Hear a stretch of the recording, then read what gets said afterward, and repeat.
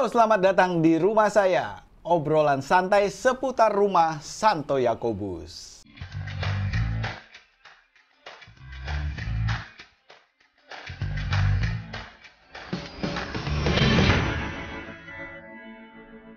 Halo sobat rumah saya. Pada episode kali ini kita kedatangan seorang tamu yang pastinya sobat semua sudah familiar, ya. Dia jauh-jauh datang dari rantau sana, dari seberang pulau ke tempat kita untuk kita ajak ngobrol nih. Dan supaya nggak tambah penasaran, langsung aja kita temui. Yang pasti siapa lagi kalau bukan Romo Koko. Romo Koko, selamat datang. Terima kasih. Gimana kabarnya? Sehat, Romo? Ya, sehat. Ya. Nah, Romo Koko sekarang sudah bersama dengan kita dan masih ingat ya, karena ciri khasnya sudah jelas, ya kan? Sudah jelas kalau Romo Koko seperti ini ya. Oke, Romo Koko. Waktu boleh ini deh, sedikit memperkenalkan diri lagi. Mungkin ada beberapa yang lupa ini siapa gitu ya. Ya, nama lengkap saya Franciscus Saverius Kurnia Yudatama. Oke. Tapi nggak usah diingat, karena itu hanya nama untuk proposal ya. Oke. Cukup Romo Koko. Oke. Nah, gitu aja Romo Koko. Saya tabisan 2009. 8 September 2009. Wow. Dan langsung ditugaskan di Paroki Yakobus. Oke. Itu waktu pastoran masih belum jadi masih yang pastoran yang kecil itu. Oke, ya. Itu.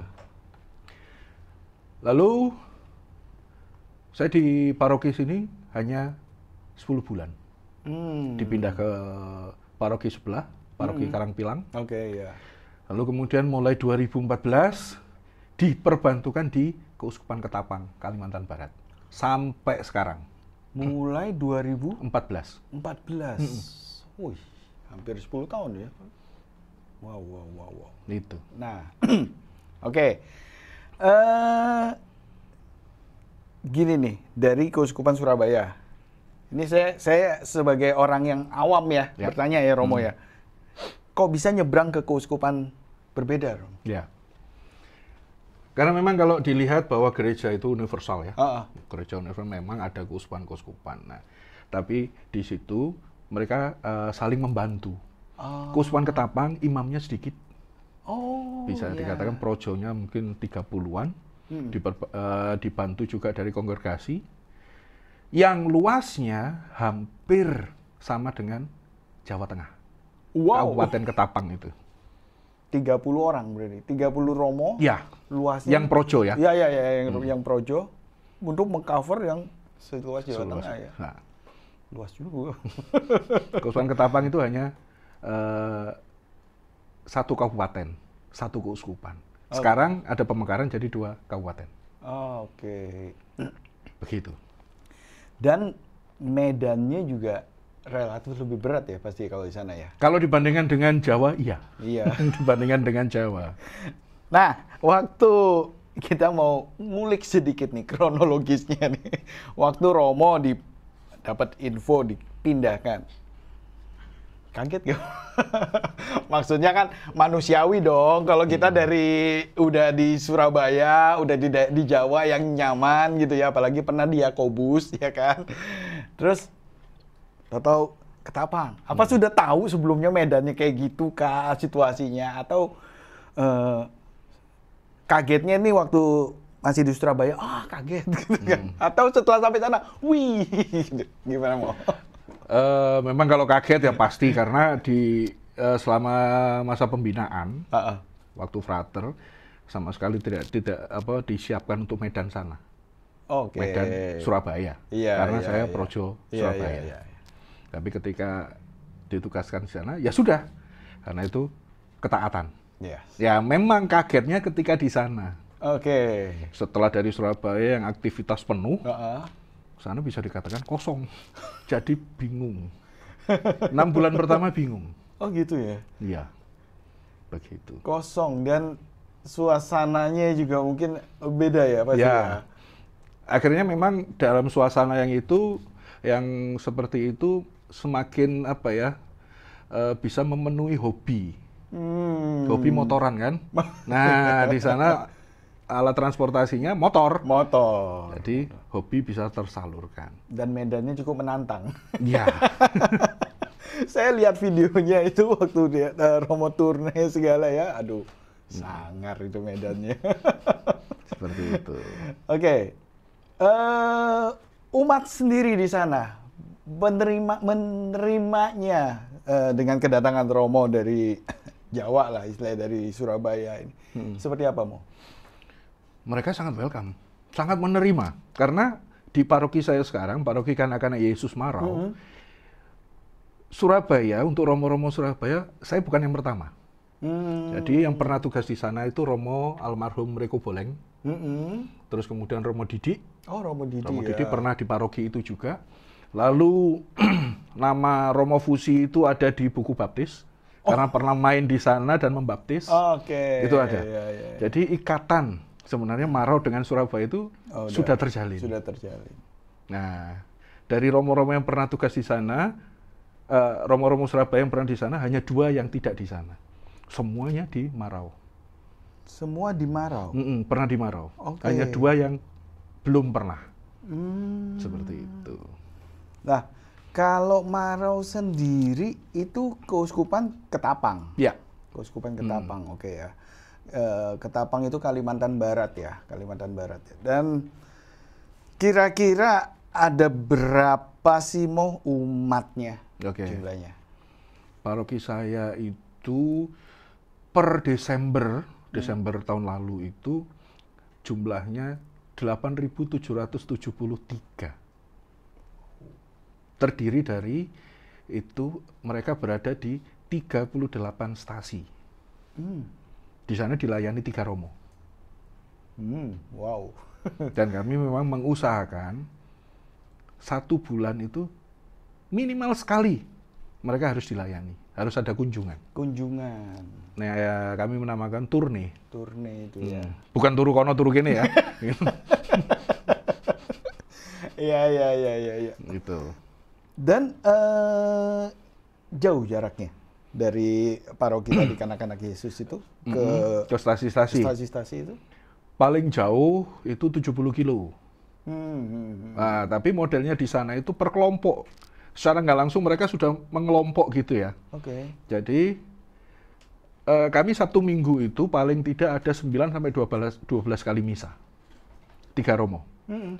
1 di paroki dan melayani yang wilayah dekat paroki. Lalu yang lain Sabtu berangkat nginep. Seperti itu. Dan melayani di sekitar situ. Soalnya kalau dari sana terus balik ke paroki lagi, nggak keburu mungkin waktunya. Capek di jalan. Iya. Seperti itu. Nginep di sana. Saya pernah lihat waktu yang video Romo salah satu yang waktu turne itu sampai baliknya ya udah malam gitu kan.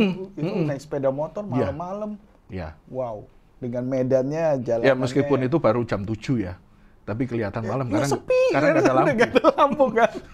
Nah, saya mau nerobos jalanan tanpa lampu gitu kan. Wow. Itu lewat kebun sawit. Oh. Seperti itu.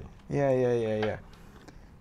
Oke, sekarang masyarakatnya umumnya tuh memang suku asli sana atau ada transmigran sih, Mo? Ya.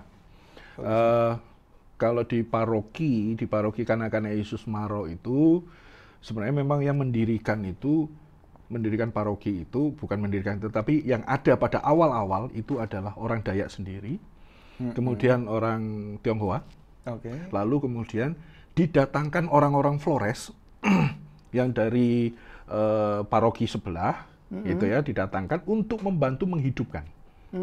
Jadi waktu itu ada 10 orang yang didatangkan, mereka masih muda. Dari 10 itu masih ada yang ada di situ, ada yang pergi, ada yang jadi romo juga. Oh. Dari 10 orang itu. Iya. Nah itu. Lalu sekarang kalau kita lihat ada tiga domisili yang sangat berbeda karakternya, yaitu kampung, lalu kemudian SP, Satuan Pemukiman itu, transmigrasi, ya, kemudian kebun. Oke. Itu karena di sana kebun sawit banyak. Pendatang-pendatang itu memang ada orang Jawa, orang Batak, seperti itu ada. Biasanya mereka juga di kebun, atau mungkin dulu didatangkan sama suster untuk membantu. Lalu mereka menikah dengan orang setempat dan sebagainya. Dan dari istilahnya perbedaan suku ya, perbedaan suku yang dari penduduk asli dengan ini aman-aman aja.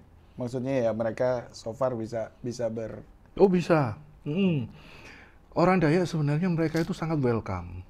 Oke. Mereka tidak ada bisa menerima semuanya, asalkan ya itu jangan diganggu di awal ya. Nah seperti itu, ojo istilahnya kan ojo digarai sih lah. Nah seperti itu. Iya. Tapi mereka menerima, mereka bagus. Mereka bagus ya bisa ini ya. Seperti itu. Nah kalau kegiatan di gereja sendiri nih misalnya gimana sih tentang kehidupan menggereja mereka nih? Kira-kira. Ya, kalau kita ngomong tentang kehidupan menggereja di Kalimantan itu, mereka itu sebenarnya kalau tentang budaya, bukan budaya agama Katolik itu mereka masih baru ya, bisa dikatakan seperti itu. Jadi ini budaya asing, sehingga mereka belum begitu menyatu. Oh. Sebenarnya kalau dilihat sejauh pemahamanku ya, kalau dilihat adat mereka itu bisa masuk di iman Katolik. Tapi persoalannya menyatukan itu. Jadi agama yang khususnya Katolik itu masih baru, tapi mereka bisa menerima Katolik. Karena Katolik masih menghargai budaya, menghargai adat. Inkulturasi. Iya. Masih bisa menerima seperti itu. Itu di gereja Katolik. Mereka bisa menerima sebenarnya, tapi masih belum begitu menyatu. Sehingga akhirnya memang ketika misa, ya itu bukan sesuatu hal yang tanda kutip penting ya bagi mereka. Gitu. Misa harian di sana praktis tidak ada, kecuali paroki-paroki yang ada susteran atau bruderan gitu ya. Atau ada asrama. Dulu di paroki saya sebelumnya itu enggak ada misa harian. Adanya ya hanya misa Rabu dan Jumat. Itu pun orangnya kadang-kadang hanya berdua dengan satu umat. Gitu saja. Seperti itu. Gitu. Oke. Nah, apa yang menyebabkan kira-kira mereka itu maksudnya sampai kalau misa Minggu berapa orang? Misa Minggu karena banyak pendatang juga yang orang Flores itu lebih banyak gitu ya. Lebih banyak. Tetapi kalau di kampung, stasi yang kampung yang mayoritas orang Dayak itu kadang-kadang datang jadwalnya mereka nggak ada. Jadi akhirnya datang terus pulang lagi. Seperti itu. Saya pernah misa, jadwal misa itu jam 5, kemudian saya datang 4:30, baru mulai misa jam 7:30 malam.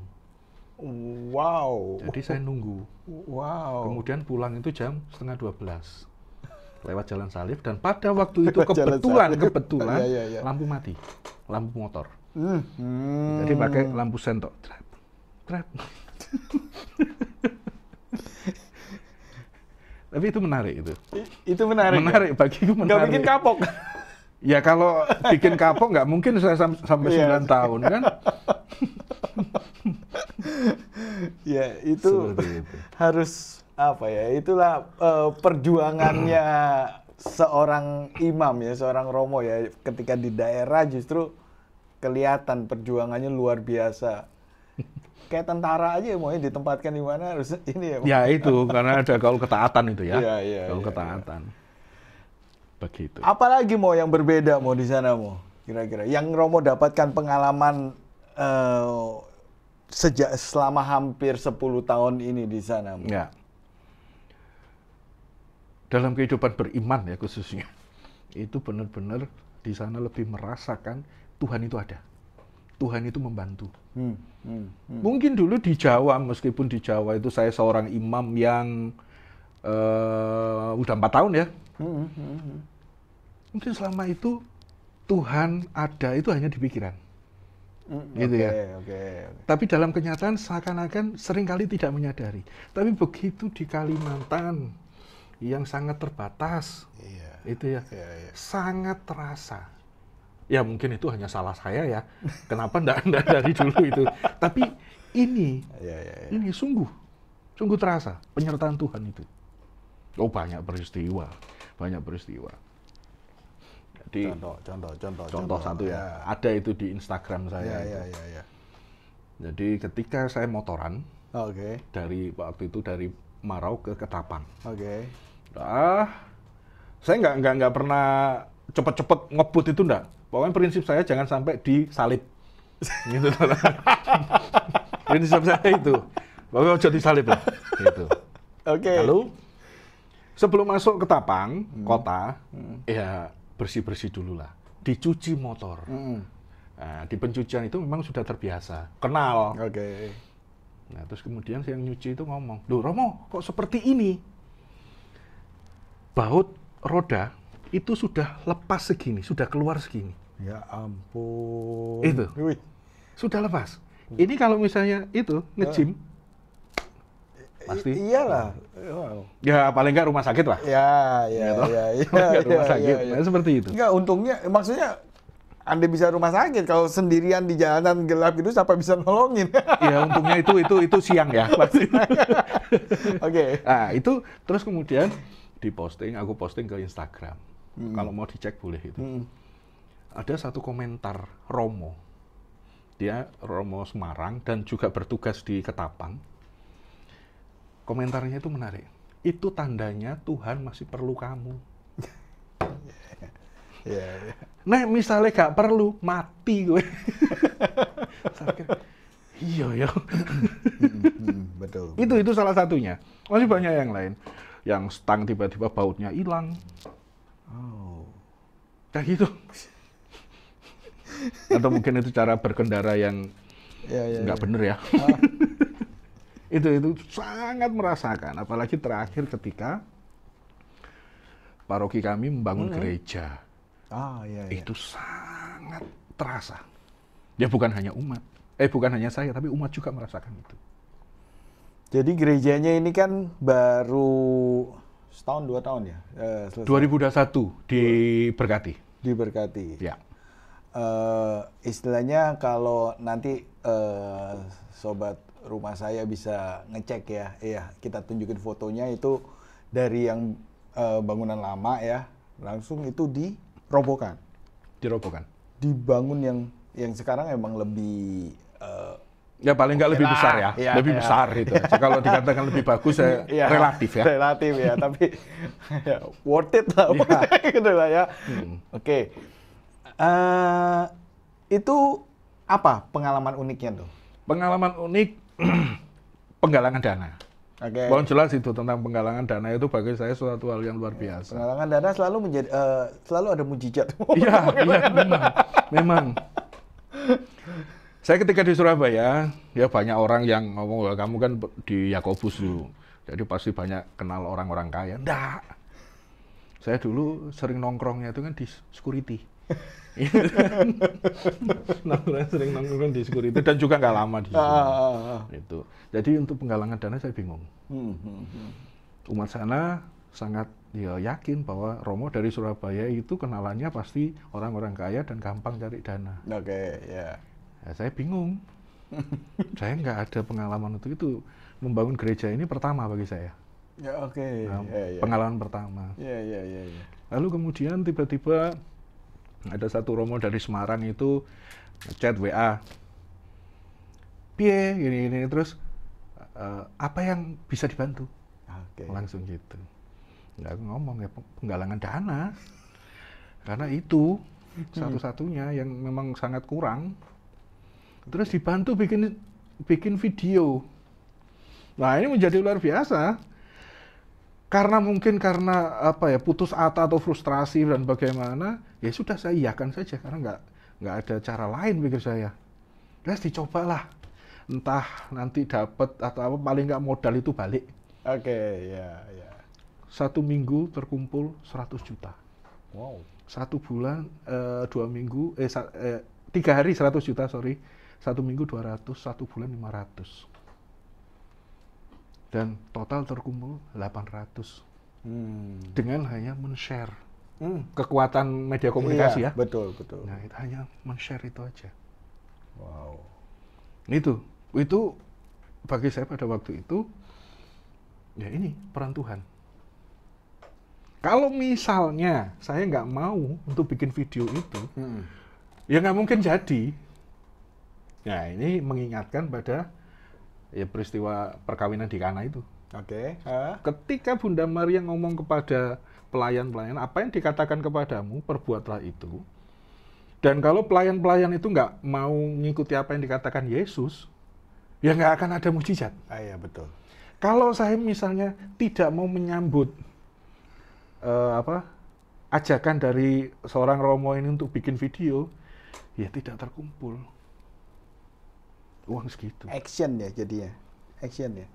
Pada pelayan-pelayan itu kalau kita ingat-ingat lagi itu juga kan waktu Yesus suruh isi dengan air, mikir kan mesti. Iya, Yesus sih sopo. Tamu ngongkon-ngongkon. Yang dibutuhkan anggur kan kalau ngisi air. Nah, itu. Iya, tapi action dan iya. Nah, itu kalau misalnya pada waktu itu enggak, wah. Dan yang menggembirakan, umat itu ngomong ketika terkumpul segitu, terima kasih Romo-Romo memberi nafas kami panitia. Oh. Karena panitia juga bingung gimana. Selain banyak orang ya, banyak orang yang membantu, baik secara pemikiran, secara material, uang, dan sebagainya. Nah, dengan lah tadi ada bantuan dengan berdirinya gereja akhirnya bisa berdiri, membuat panitia tadi itu panitia ataupun umat itu lebih bersemangat nggak, Mo? Lebih ini nggak sih, Mo? Ya, memang pada waktu itu agak mereka bingung dan ini memang akhirnya membuat bersemangat. Membuat bersemangat mereka. Mereka juga mengumpulkan dana dan bagi saya itu luar biasa. Terkumpul 600 juta dari mereka sendiri. Wow. Untuk kelas kecamatan di Kalimantan bisa terkumpul meskipun dalam jangka waktu 5 tahun ya. 600 juta luar biasa. Iya. Luar biasa. Nah, kalau di Yakobus sih 6 tahun ya nggak sampai segitu. Nggak sampai dalam pasti lebih gitu ya. Kalau 6 tahun gitu. Tapi ini untuk kecamatan luar biasa. Mereka akhirnya juga ikut terlibat, semakin semangat seperti itu. Iyalah, pengorbanan mereka itu berarti 600 juta lumayan itu. Iya. Dan itu menambah keaktifan umat gitu nggak sih, Mo? Ya memang masih belum semua akhirnya. Ketika pembangunan selesai, sudah diberkati, tetap harus diingatkan lagi bahwa gereja ini bukan hanya punya sekelompok orang, punya kita semua. Nah, seperti itu. Tetap harus diingatkan lagi. Gitu. Dan akhirnya sampai sekarang mereka mulai muncul itu rasa memiliki, mau membersihkan dan sebagainya. Seperti itu. Karena kalau gereja terbentuk, sudah terbangun, kalau gereja G besarnya juga tidak ikut dibangun, umatnya percuma. Akhirnya gereja itu hanya jadi bangunan yang tidak dipakai, kan bisa dikatakan seperti itu. Jangan-jangan mereka sayang, masih bagus, biar bagus tuh, jangan dipakai. Nggak tahu lagi. Tapi itu apa secara menggerejanya mereka? Saya pengen tahu nih kalau di daerah nih mungkin bisa ada perbedaan yang signifikan nggak sih? Apakah mereka di sana itu prestasi itu bisa lebih guyup, lebih raket, ya, ataukah ya sama aja seperti di kota besar gitu? Ya, karena di satu stasi itu satu kampung, dan di sana kampungnya bukan suatu kampung yang besar, ada yang besar, Tapi kalau kita jalan kaki setengah jam itu sudah muter bisa dikatakan seperti itu ya. Oke. Dan kebanyakan mereka itu masih satu keluarga. Jadi memang mereka lebih guyup, bisa dikatakan seperti itu. Lebih guyup dan sangat jauh kalau dibandingkan dengan yang di kota ya. Di kota kebanyakan mereka lebih individu atau apa, urusanmu, urusanku, seperti itu. Kalau di sana memang lebih guyup, karena lebih kecil, mereka masih bersaudara, toh kalau ada pendatang juga mereka bisa diterima. Rata-rata di sana itu rumahnya nggak ada pagar. Nah, seperti itu. Ya, masih rumah yang tradisional, kayu-kayu gitu ya, Kalimantan ya. Ya sekarang mulai pakai beton seperti itu, karena kayu mulai mahal ya. Gitu. Nah, sekarang sebetulnya hidup penggereja itu, dengan situasi mereka yang seperti itu, untuk mereka terlibat di paroki, lebih mudah nggak menginikannya, atau bahkan udah terkelompok sendiri, mungkin Romo merasa, tambah lebih susah gitu. Memang kalau secara keseluruhan kita mau mengumpulkan itu sangat berat. Itu sangat berat. Akhirnya ya satu stasi itu. Nanti mereka dari satu stasi ini ketua umatnya. Mereka datang ke paroki secara berkala untuk nggak lebih mengguyupkan gitu ya. Terus mereka ngomong ke umatnya. Mereka nggak ada masalah misalnya paroki minta misalnya kayak pembangunan itu. Pembangunan itu umat itu bukan hanya umat yang pusat ya, tapi keseluruhan. Ada yang 1 bulan hanya 5.000. Ini untuk gereja, paroki. Dan itu menjadi satu bentuk keguyupan ya. Kalau saya lihat. Iya. Meskipun dengan waktu yang agak lama. Ya karena keterbatasan mereka juga kan. Gitu. Tapi yang jelas di sana itu mereka sungguh-sungguh, yang saya rasakan ya, entah romo-romo yang lain, tapi mereka itu sangat bisa memahami Romo. Nah itu. Oke. Nah ini menarik nih. Gimana nih? Memahami Romo gimana nih? Jadi gini, mereka tahu Romonya itu kalau ke sana naik motor. Ya. Kalau hujan, mereka nggak masalah Romonya nggak datang. Karena jalan jelek.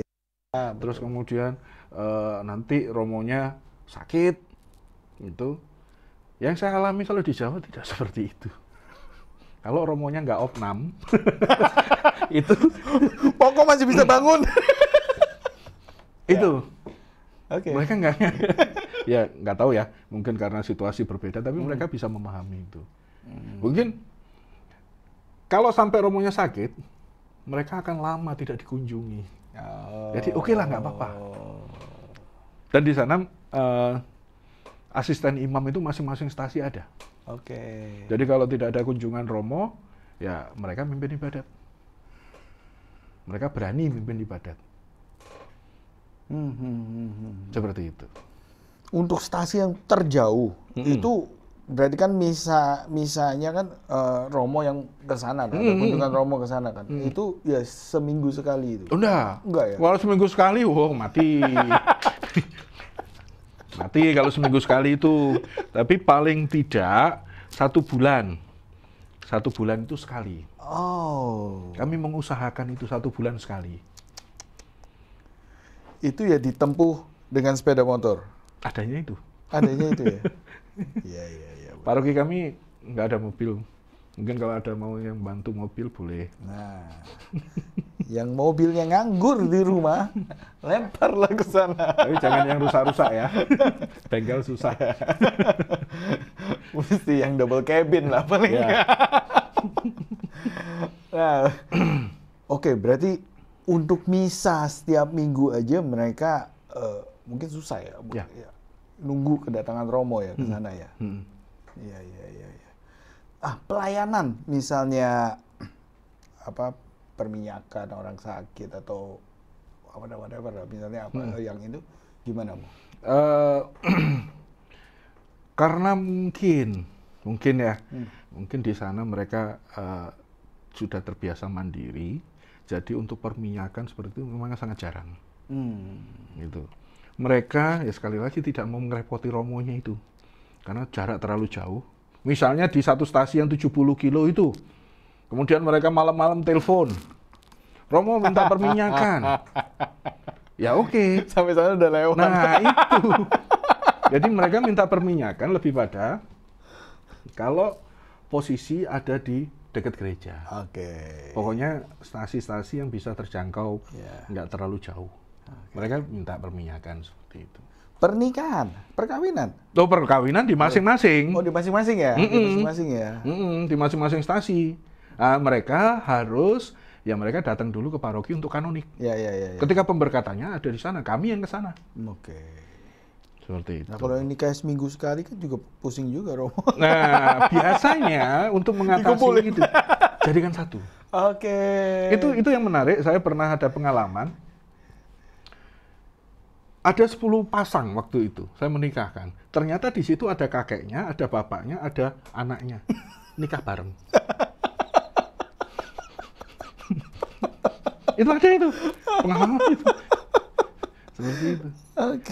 Jadi bisa dikatakan sebenarnya untuk mereka pada waktu itu ya, mungkin menikah secara gereja itu bukan suatu keharusan. Yang penting sudah nikah adat, aman. Tapi karena pendidikan yang memaksa anak itu harus punya akte dan mereka orang tua harus nikah. Terus kemudian ketika mereka bekerja di perusahaan itu ya, yang harus ada surat nikah. Sehingga anak istrinya itu dapat tunjangan. Akhirnya mereka menikah secara gereja. Agar bisa dapat sipil. Betul ya. Betul ya. Kalau nggak bisa ngurus sipil. Iya, betul. Nah, tadi udah lihat ada perbedaan yang dimana mereka lebih memahami romonya, ya kan. Buat mereka yang sudah aktif misalnya di sana di kepanitiaan ataupun di komunitas-komunitasnya yang ini ya.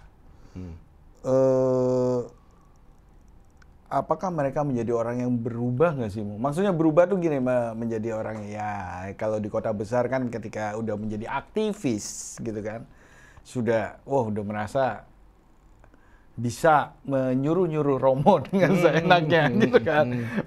Gereja udah gue beli nih. Gitu. Kalau di sana gimana? Enggak ya? Mereka enggak. Mereka tidak sampai seperti itu ya. Tidak sampai seperti itu karena memang di satu sisi kami para romo untuk yang di Maro itu kayak ada pembatasan, gitu ya, pembatasan. Jadi memang kalau misalnya minta sesuatu, misalnya misa di rumah, kalau memang tidak bisa, ya sudah, tidak bisa. Dan kalau mendadak kami tidak melayani. Seringkali memang dulu karena mereka mungkin tidak terlalu paham ya. Jam 4 sore datang. Romo, bisa minta pemberkatan rumah. Oh, kapan? Nanti sore, nanti jam 6. Kayak gitu. Kalau udah seperti itu saya nggak mau. Nah, kemudian kami membuat semacam aturan gitu ya. Membuat aturan. Untuk permintaan itu harus berapa hari sebelumnya, seperti itu, dan mereka akhirnya paham. Kami juga memberikan bahwa misa itu tidak bisa hanya seperti membalik telapak tangan, tapi memang harus ada persiapan. Dan akhirnya mereka memahami juga sih. Iya, memang harus pelan-pelan. Dan mereka senangnya itu kalau minta misa atau apa itu hari Sabtu. Kan biasanya libur, jadi bisa sampai malam dan sebagainya. Padahal Sabtu Minggu itu jam kerjanya romo kan. Mereka besok libur, romonya bisa tetap. Kami sudah ada jadwal, jadi nggak bisa seperti itu. Tapi memang itu harus pelan-pelan untuk mereka itu. Hal apa lagi nggak? Ada lagi nggak sih hal yang berbeda nih dengan umat di kota besar? Saya nggak ngomong di Surabaya, saya nggak ngomong di Yakobus, ya. Di kota besar umumnya yang Romo merasakan. Dan mungkin ini pertanyaan terakhir juga, apa yang membuat Romo kerasan di sana? Kan masih kerasan toh? Ya, ya. Iya, iya ini. Iya. Tapi iya, ketaatan. Gitu. Yang membedakan ya, apa ya? Selain mereka itu sudah terbuka, yang jelas itu bisa dikatakan mereka itu sebenarnya tidak menjadi beban bagi romo-romonya. Mereka berusaha untuk tidak membebani Romo. Oke. Ingat ya, tidak membebani Romo ya. Mentang-mentang udah kirim makanan terus ke paroki. Itu. Terus udah tinggal, Romo, saya butuh air Romo. Kalau memang Romonya nggak bisa, ya nggak apa-apa. Oke. Seperti itu. Mereka tidak mau memberi beban. Karena mereka banyak, kami membuat di masing-masing stasi itu ada asisten imam. Mereka lebih pada asisten imam. Kecuali itu pemakaman. Kecuali pemakaman, dan itu pun yang jauh juga enggak. Memang kalau pemakaman kami mengusahakan agar bisa ada pelayanan misa. Iya. Gitu. Kalau pemakaman kan ya mesti. Ya paling nggak ini kan terakhir untuk Iya betul. Seperti itu. Iya, dan nggak bisa dikumpulin jadi satu. Nunggu yang lainnya barengan nggak mungkin ya itu. Iya betul itu harus. Dan oke. Paling terakhir pesan-pesan Romo nih untuk sobat rumah saya, ya kan? Apa nih supaya kita yang sudah merasa nyaman di sini dengan segala fasilitas, dengan segala keadaan yang ada di rumah saya, terutama ya di Santo Yakobus ini, bisa tetap kembali ke tracknya lah, istilahnya kita dalam menggereja, dalam hidup bergereja itu ya nggak sampai tadi itu membebani Romo ataupun merasa memiliki yang terlalu over ya. Gimana mau? Ya, itu berdasar pengalaman saja ya. Ya. Berdasarkan pengalaman di Kalimantan Barat, Ketapang selama hampir 10 tahun itu, bahwa Tuhan itu ada. Oke. Tuhan itu selalu membantu kita. Oke. Terus ketika Tuhan itu ada, maka beban-beban kita yang seakan-akan itu menjadi yang luar biasa paling berat, itu tidak. Oke. Sehingga akhirnya kita tidak terlalu memaksa, bisa dikatakan seperti itu ya. Jangan pernah diharapkan bahwa diri kita yang paling tertindas, yang paling berbeban berat. Masih banyak, kalau kita mau lihat ke bawah itu masih banyak yang lebih berat dari kita. Iya. Tuhan itu ada. Tuhan itu ada. Dan ya mungkin kalau kita yang sudah terlalu banyak dengan fasilitas kemudahan dan sebagainya, mungkin jadi agak terdistract ya keberadaan Tuhan ya. Iya. Gitu ya. Karena ya segala sesuatu akan mudah dengan uang, segala sesuatu dengan fasilitas yang ada. Terus akhirnya membuat kita tergantung pada fasilitas itu. Kalau nggak ada fasilitas itu, akhirnya kita tidak bisa berbuat apa-apa. Oke, betul. Padahal kelupaan bawa handphone aja udah pusing. Nah itu. Padahal di sana itu sinyal itu nggak semua ada. Iya, betul. Ya, akhirnya handphone itu lebih untuk mendengarkan musik di jalan. Ya gimana lagi? Iya, betul. Lebih menggantungkan Tuhan itu akan lebih menarik bagi saya sih. Setelah pengalaman dengan kondisi yang seperti itu, jadi kita mau nggak mau, paling nggak pengalaman Romo lebih tergantung pada Tuhan. Wow. Tergantung pada Tuhan, sekali lagi bukan berpasrah diam saja, tapi tetap ada usaha. Action. Apapun yang Tuhan suruh ya lakukan. Oke, terima kasih banyak Romo, seru banget. Bakal panjang sebetulnya kalau kita masih ngobrol lagi ya. Tapi ini kesempatan yang menarik sekali. Saya bisa berbincang langsung dan mendengarkan langsung pengalaman dari Romo yang ternyata memang seperti itulah perjuangannya. Oke, terima kasih Romo. Sehat selalu. Semoga kita next time bisa ketemu lagi, bisa ngobrol-ngobrol. Ya, ada satu ya. Oh ya? Boleh ya? Oke. Kalau mau ziarah, nggak usah di tempat-tempat jauh. Di Ketapang. Itu jauh, Romo. Oh, nah, daripada kalau kita ziarah harus ke Yerusalem. Oke, gitu ya. Di Ketapang. Ya, oke. Dan Bapak Uskup sana bilang, kalau misalnya Romo-Romo Ketapang nggak masuk surga, kebacut.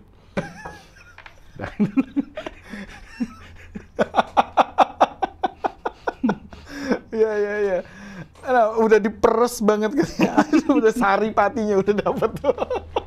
Ya. Oke, menarik. Sekali lagi terima kasih Romo. Mungkin ya, mudah-mudahan suatu saat saya berkesempatan berkunjung harus. ke Ketapang nih, ke tempat Romo nih. Menarik sekali ya. Dan jangan lupa sobat rumah saya juga bisa ngecek ya nanti di IG maupun YouTube-nya Romo ya. Nanti gimana sih bisa lebih lihat suasananya di sananya seperti apa ya. Oke, terima kasih Romo. Dan oke, sobat rumah saya, demikian tadi kita udah berbincang-bincang sama Romo Koko ya. Jadi menarik sekali kan gimana rasanya hidup dalam keterbatasan dibanding kita yang sekarang berada di kota besar yang serba ada semuanya ya kan. Dan jangan lupa subscribe channel Santo Yakobus ya. Juga like. Boleh komen, mau ada pertanyaan seperti apa, komen aja, tinggalkan di komen di bawah. Dan juga share ke sobat-sobat Anda semuanya, supaya bisa lebih terbuka wawasannya, seperti apa di Ketapang sana. Oke, saya Luis Lee undur diri, sampai jumpa dan terima kasih, bye-bye.